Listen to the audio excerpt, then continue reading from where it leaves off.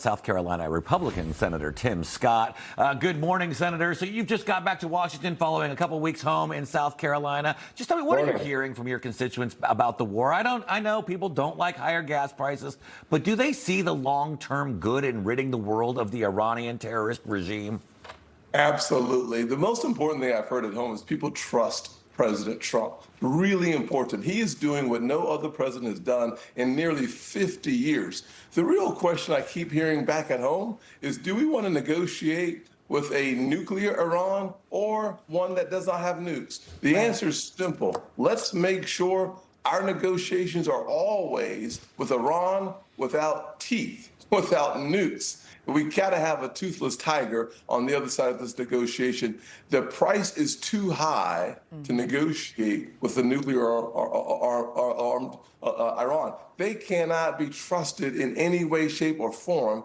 Bottom line is simply this: trust President Trump to get it done. Trust him to get it done quickly, and frankly, always know you can't make a good deal with a bad actor. We learned that under President Obama when he trusted Iran. Yeah, great point. And the U.S. now, as you know, enforcing that blockade of all Iranian ports near the Strait of Hormuz. And U.S. officials say that oil prices, they could remain high for a while. The president even saying that those prices at the pump could stay high until the November midterm. So what would you say right now to Americans that might think taking out Iran's nuclear threat isn't worth the pain at the pump anymore?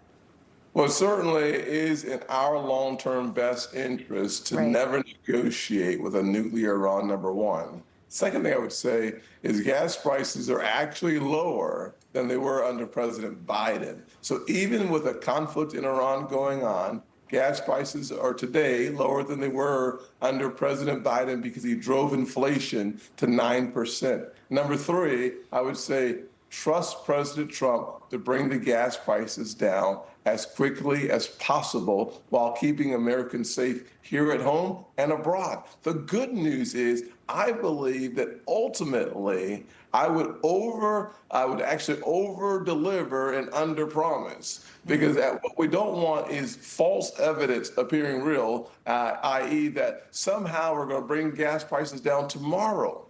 That leads to real fluctuation and volatility in the market. But what I can tell you is they are coming back down. I believe sooner than the November election. I frankly believe that by the time we're in midsummer, the prices will have come back down. President Trump has always delivered. He'll deliver again. And I'm excited about seeing that happen. Yeah.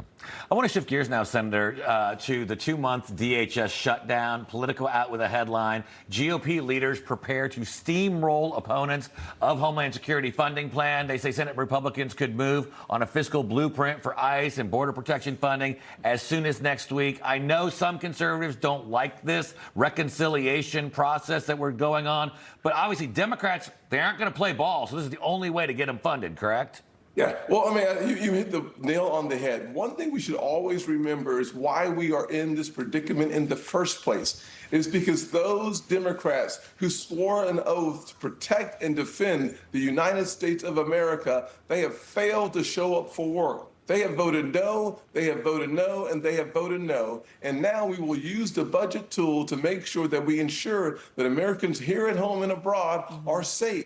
The only way to do that is to get this job done. The Department of Homeland Security should not be a piñata being hit over and over and over by Democrats for political purposes.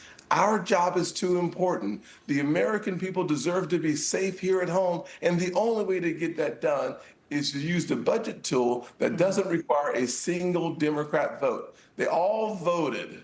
They've all said clearly that their personal and political interest is more important than the safety and security of American families here at home. It's unconscionable. Information. Truth is freedom.